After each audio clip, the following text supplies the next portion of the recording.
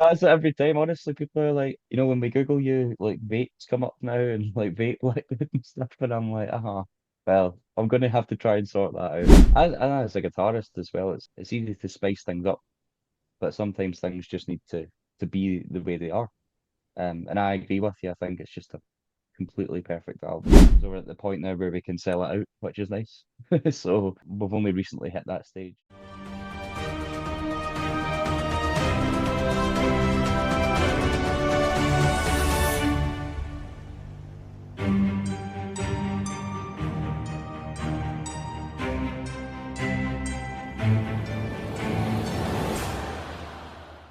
Welcome to another episode of In the Chair from Cupchairs. Today we have Aidan Kelly from Blue Nicotine. We're going to talk to him and the band about their recently released album and their upcoming shows and a whole lot more. So, welcome, Aidan. Good to meet you. Yeah, likewise. Thank you for having me. A pleasure. Absolutely. We'd love to hear sort of an introduction of Blue Nicotine. What is the band? How to get going? And I want to know how the name was chosen. The name's an interesting one. I started the band myself just before lockdown in 2019. Started it as a sort of multi-instrumentalist project. So I wrote all the songs and did everything, and I was dead set on promoting it just myself and getting through all that through lockdown. And it started in 2019, and obviously we're bringing us up to here. Been a lot of done a lot of shows, done a lot of stuff down in England, and the rest of the UK. And yeah, we just brought our debut album out in October, called Into the Blue. That's been in work for probably 3 years or so, and then released a little acoustic EP. In the meantime, from I think it was during lockdown actually. And yeah, just trying to get it going, pushing as much as we can, especially in Scotland. It's been a good journey so far. The Blue Nicotine name. So I have a song called Placebo Effect. It was the first song I ever wrote for Blue Nicotine, or I wrote in general, but I didn't know it was for this band. And I actually wrote it about 10 years ago, which is crazy. Maybe even longer actually. But every song, including that one, for some reason always reminds me of a colour in my mind. I don't know why, can't explain why. I think it is actually a phenomenon thing. So because it was the first song, Placebo Effect reminded me of the colour blue, a really specific colour of blue. I don't know why. And then because it was the first song, that became the brand for the band. So I would put like blue filters on like our photos and videos and stuff, and people seemed to really grab onto it. And when they would share things, they would put their own like blue filter on it and all that kind of stuff. So it kind of caught on, which is amazing. And the nicotine part just represents my own addiction to music and writing songs and performing and just being part of everything that goes into band and music and the world that is music. So yeah, Blue Nicotine. That is that's how it happened. I totally thought you were going to say it represents my addiction to cigarettes. That's it every time. Honestly, people are like, when we Google you, like vapes come up now and like vape liquid and stuff, and I'm like, well, I'm gonna have to try and sort that out. But everyone expects me to say that, but yes, luckily not. That sounds, every band is looking for funding for tours and albums. That sounds Totally, like a sponsorship. totally, I know. There is actually, I'm sure there's a brand called Blue or something like that, and we, I was talking to one of my friends a couple of months ago about, we were just going like a dive into the band name because they didn't know about how it came around, and they were saying like, if that can work, then why not? But anything's possible. Stranger things have happened. Uh-huh. Um, and I didn't even think about that until they'd mentioned it before. So I was like, okay, up. Why not? I was reading a review you have on your link tree or one of your link Uh-huh. pages, and the reviewer said, I never thought of seeing a band and it making me feel a color. Totally, yeah. that was amazing to read that. That's totally what it makes me feel like and what I like experience when I listen to the songs. And for someone else to pick up on that without any prior knowledge from me, or hint to that at all was really cool. It's very strange, but I can't explain it. But So before I listened to the music, Mhm. I had a preconceived notion, just band name, and I think I saw the album cover and maybe a picture or two of the band. Yeah, And so, I think the easiest thing to associate with blue is the blues or feeling sad or yeah, something like that. And it's not totally. exclusive to that, but I thought, oh, maybe this is sort of a dark Depeche Mode sound or something like that. Yeah, Uh, yeah, but you rock. Like yeah. it's pretty intense rock and roll. So it's Like, the blue is a feeling other than sadness. And yeah, it's like a flavor that is a color. yeah, totally. I love that. Totally, it is. I kind of It's interesting with the album because a lot of the songs or a lot of the lyrics I write are to do a lot with, say, like life in general, or like life experiences to do with mental health and all that kind of stuff. So there is like a negative side to it technically. Every song always has like a positive twist of like how we can implement things in our mind, or just even think about things differently to be more positive as well. So I think that kind of Into the Blue, it's like an introduction to the band, like debut album.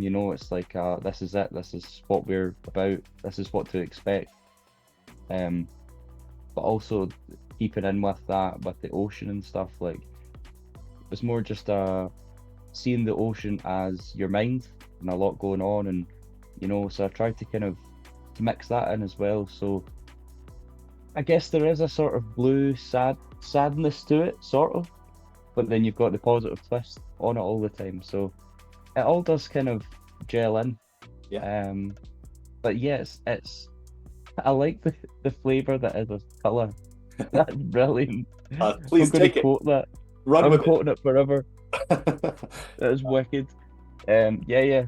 I've had that before, the darker sound and stuff, and or people have thought we're like a metal band, um, which I think is the classic like long hair tattoos thing, isn't it? Like uh, we all we all have those times where we preconceive what something's going to be like or sound like. Mhm. But that's just musicians, isn't it? And Sure. humans. Sure. So you're the singer, guitarist, sounds like primary songwriter. Mhm. Uh, there is a video on your Instagram that is you doing a blistering guitar solo. And Thank you. when I saw that, something about your pose, one of the comments says, it reminds him of Zach Wild, which I Yeah. can totally see that. But it looks like Mhm. you're playing a Gibson. Yeah, Yeah. scheduling this ball, yeah. So you're playing a Gibson. It's up vertical and you're kind of slanted. And to me, it looks kind of like Slash, but Yeah, totally. it also reminded me of some Randy Rhoads moments. Like I don't Totally. think your playing has as much classical influence, Yeah, yeah, but something about the energy. So totally. Zach or Slash or Randy, who are some of your influences as far as just as a guitar player? As a guitar player, 100% Slash. Um, it's it's just a sound that I have grown up with my entire life. I remember when I was younger, the first time I heard Appetite for Destruction, when my dad put it on, and it just became the soundtrack to like throughout my life at that time, but also learning of guitar. But another influence that made a huge impact a couple of years after, or quite a few years after, was Gary Moore, the blues guitarist.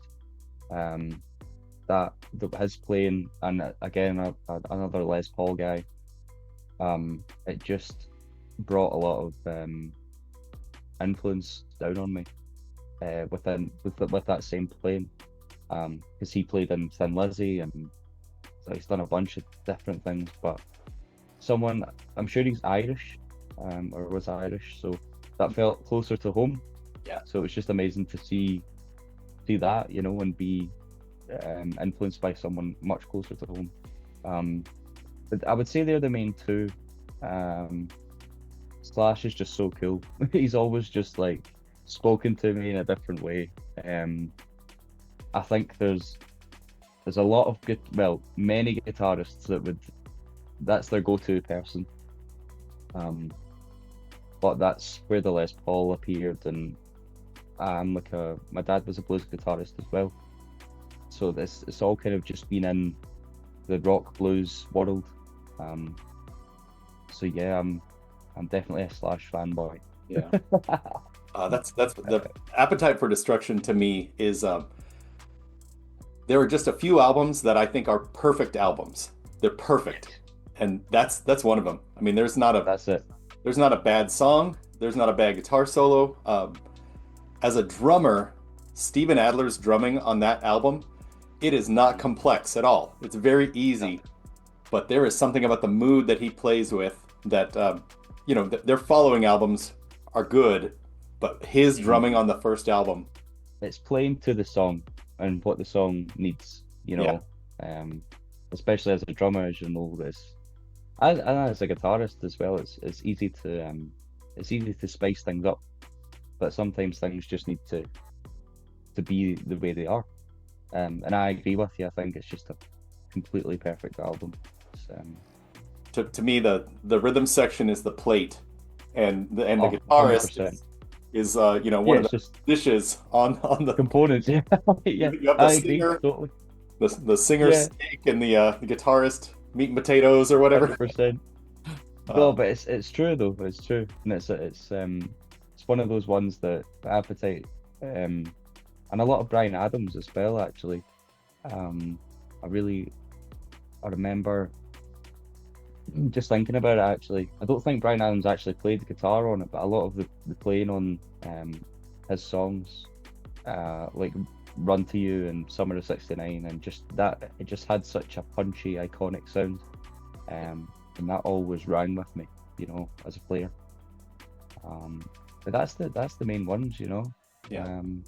Totally influence-wise for guitar. The albums that Cut Like a Knife and then Reckless, those two with all those hits. Amazing. All right, so I'm in Texas, and my whole life I've said Glasgow.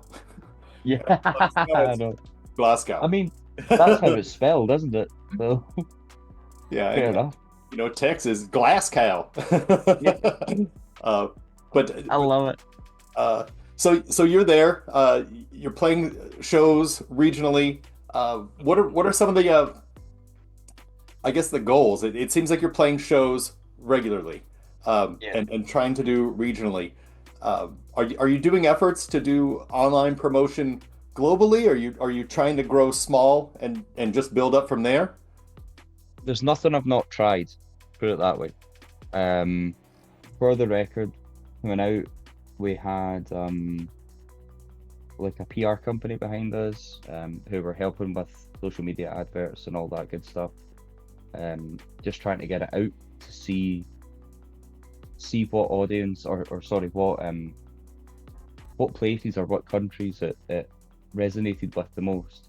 But it tends to just boil down from those results and things, especially with an album, a debut album coming out. It did make quite a large splash, so it was a good thing to use to try and work out where it resonates.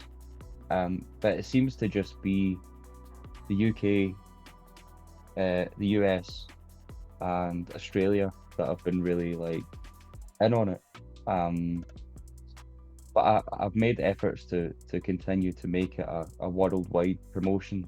But really, it seems to be, and that is continuing. I do that all the time. There's adverts going, and you know, reaching out and trying to even play shows in places that isn't just the UK. But even on our Spotify for artists and everything, pretty sure in the UK it's like Glasgow, Edinburgh,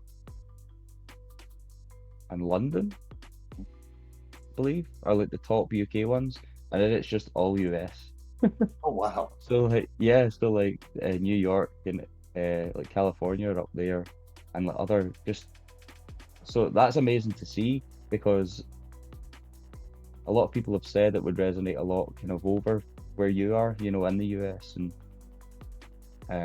so it's nice to see that actually happening. But obviously, keeping the worldwide thing going is great, but wherever it resonates is amazing, you Yeah. know. I do think that the sound of the band has sort of a raw energy to it, and to me, Hmm. it is very like Los Angeles club sort of sound, Yeah, and maybe it's the Guns N' Roses influence, just. 100%.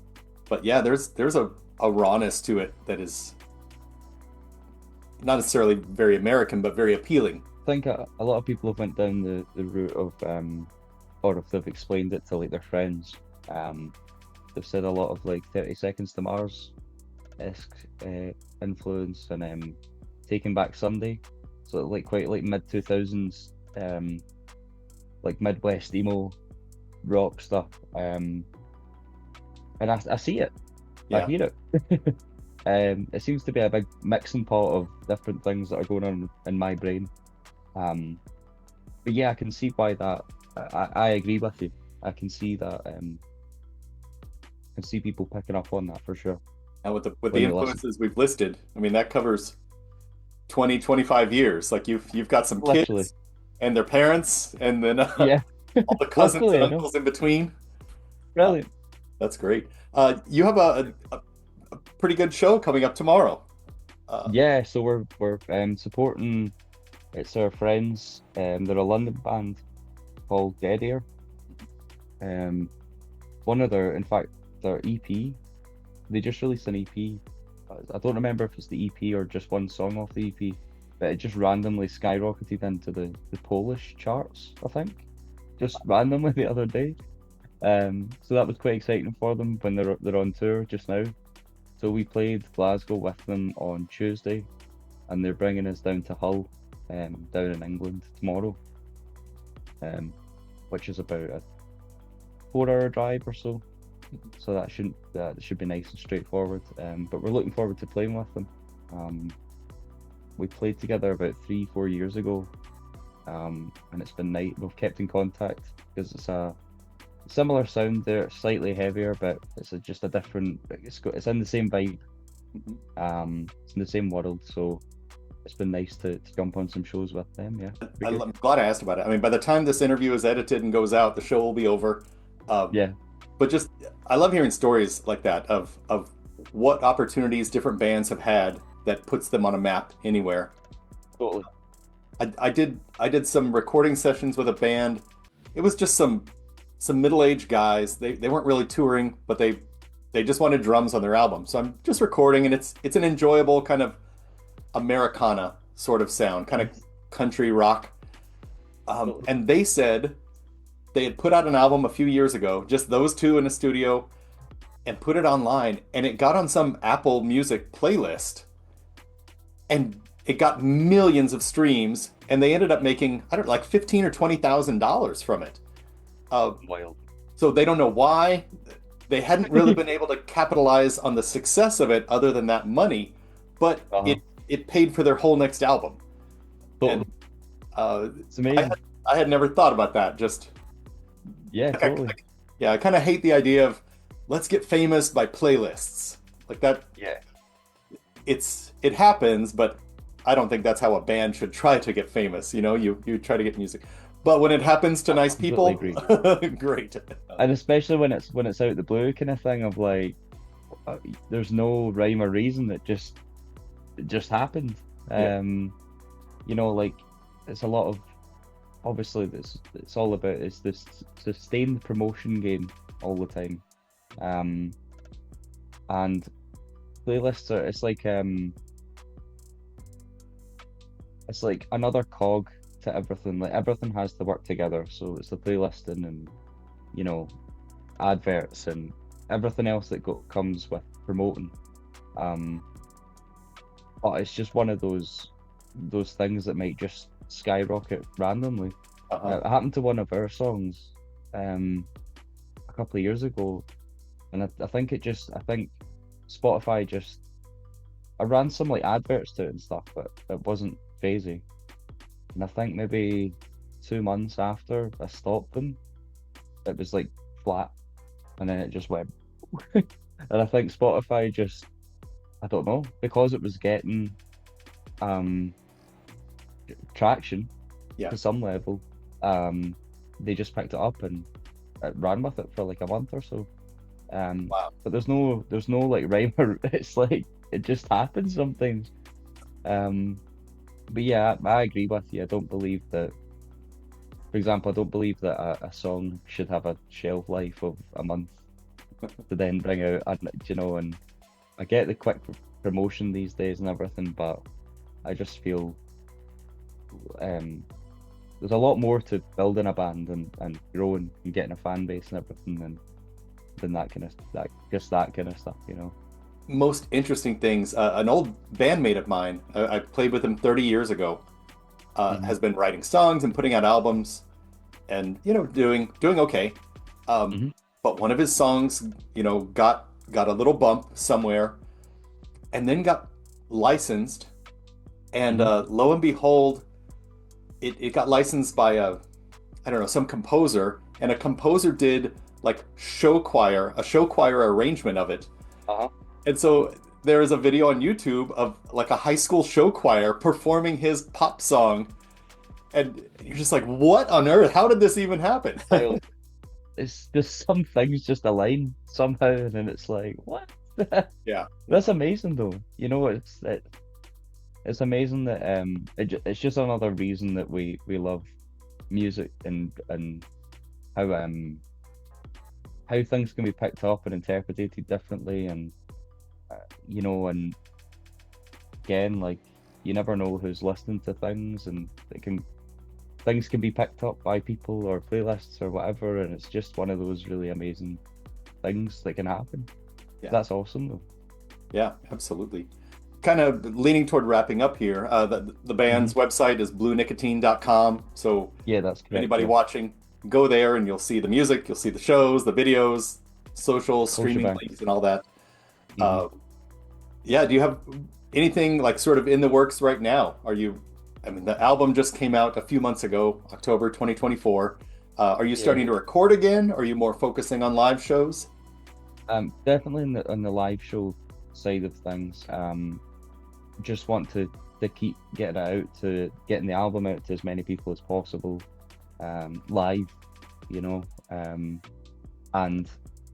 we're in the midst of organising a UK tour just now, and we'll be doing a headline show in Glasgow. We've been doing one every year for the past 2 years, because we're at the point now where we can sell it out, which is nice. So we've only recently hit that stage, but we'll get a nice big headline show in the works, along with some other UK dates, but no music so far.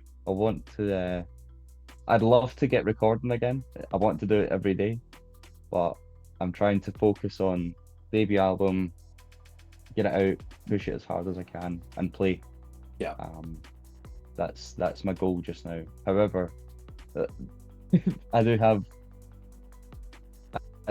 many ideas floating about, and I don't think I'll be very prepared for a second album, put it that way. The first song 10 years ago, and the album takes a few years, and then it's really done before it comes out. Like you finished the album a long time ago, and so by the time it comes out, it's old in your head, but it's brand new to the world. So you have like a 5-month-old baby.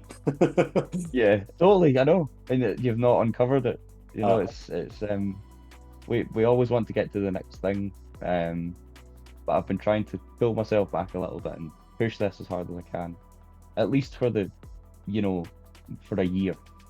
You only get to release your debut album once, and I just want to see where we go with it. Like I said to you earlier, I'd love to get over to the US when it's possible, and test the market there in terms of playing shows and just seeing seeing how that goes. And I believe there's still time within your first album to just experience all those things and then work from there. So, but yeah, that's the exciting stuff. I want to play live as much as I can. We're playing a festival, a Scottish festival, in June as well, and it's our first proper festival. So quite a few firsts this year so far, which has been nice. So yeah, that's what we're on. We're going to just keep going. Well, cool. That's great. It's been enjoyable visiting with you, Aiden, and Likewise. best of luck with Blue Nicotine, folks. Check out bluenicotine.com. You decide whether it's Bryan Adams, 30 Seconds to Mars, whether it's Slash or Zach, for yourself. Certainly, Totally. you're a hell of a guitar player, and the band sounds great. So thank you for visiting today. I really appreciate it, Wiley. I really appreciate your time. And thank you for having me. Oh yeah, best of luck. Take care.